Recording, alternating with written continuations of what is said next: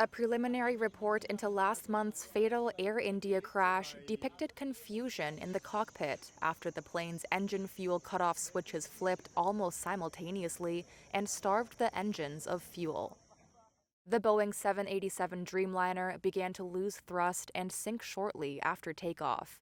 The report from Indian accident investigators did not say how the switches could have flipped to the cutoff position during the flight. From the findings, Former pilot and senior lecturer at Buckinghamshire New University, Marco Chan, says he believes it was a chip malfunction rather than human error that led to the crash.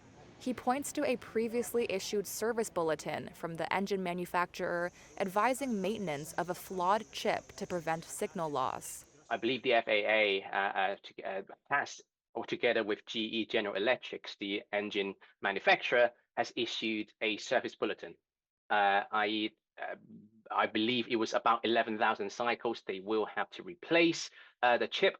And if it is not replaced or maintenance isn't done correctly, it could lead to intermittent loss of signal. Once you have a loss of signal, the fuel isn't commanded, i.e. in the cutoff position, then there's no fuel going to the engine. Chan says it would be a challenge for pilots to accidentally move the switches into the cutoff position. You have to physically sort of not pull the pin, but if you have to pull the toggle out, then it can move to a different position. So you do have to do it on purpose, not accidentally knocking it to the wrong position.